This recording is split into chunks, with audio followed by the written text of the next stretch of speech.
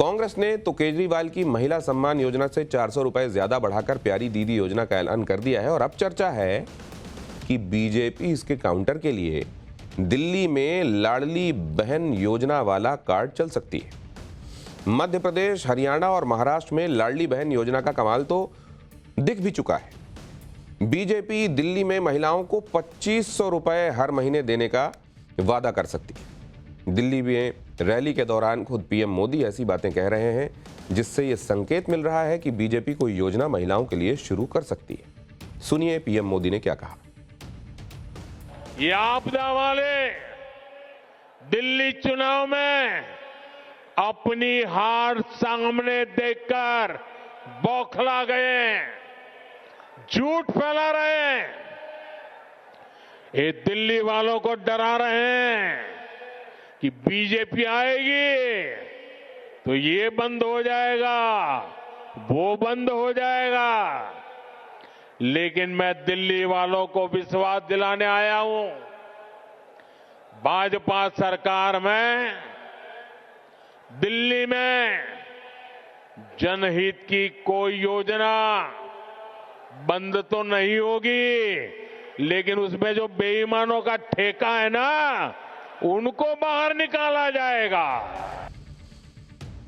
दिल्ली में बीजेपी का चुनावी अभियान पीएम मोदी के इर्द गिर्द ही चल रहा है।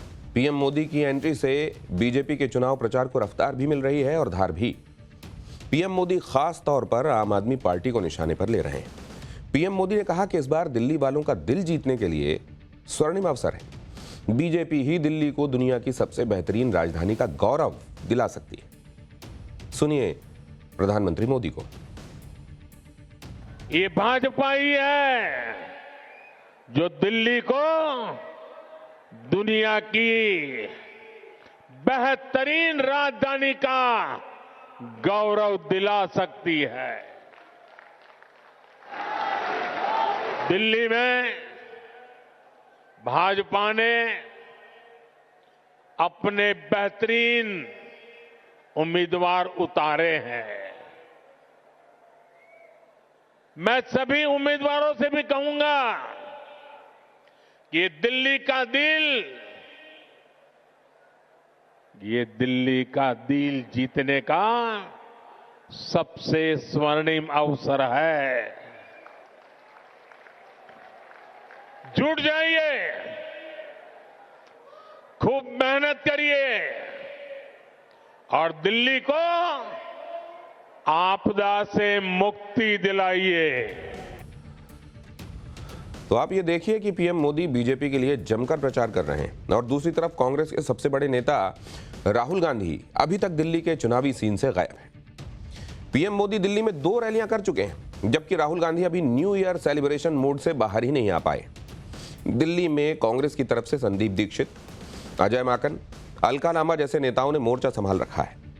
राहुल गांधी की यात्रा भी दिल्ली में होने वाली थी, लेकिन न जाने उस यात्रा का क्या हुआ। राहुल गांधी कब से कैंपेन शुरू करेंगे, इस बारे में भी कोई जानकारी नहीं। ये कांग्रेस की गंभीरता है चुनाव को लेकर। और दूसरी तरफ बीजेपी का हाल यह है कि चुनाव कोई भी हो, वो पूरी ताकत के साथ लड़ती है। कांग्रेस का फोकस दिल्ली से ज्यादा उत्तर प्रदेश को लेकर दिख रहा है।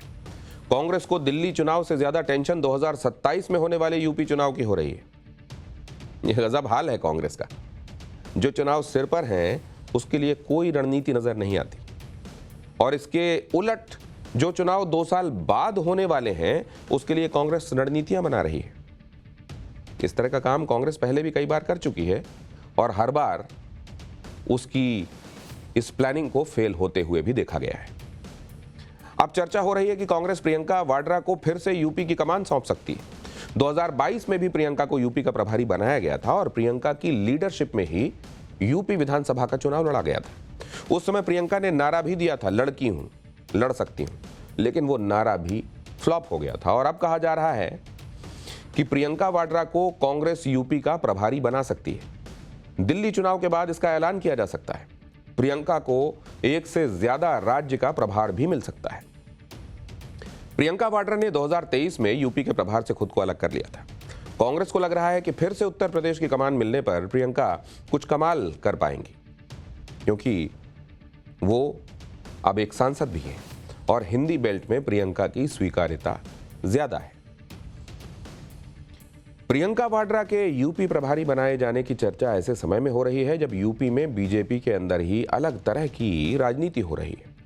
यूपी सरकार में मंत्री हैं आशीष पटेल, जो केंद्रीय मंत्री अनुप्रिया पटेल के पति हैं। आशीष पटेल पिछले कुछ दिनों से लगातार ऐसे बयान दे रहे हैं जो योगी सरकार के लिए परेशानी की वजह बन रहे हैं। आशीष पटेल ने कहा कि उनकी पत्नी अनुप्रिया पटेल को लोकसभा चुनाव के दौरान मिर्जापुर से हराने की कोशिश की गई थी।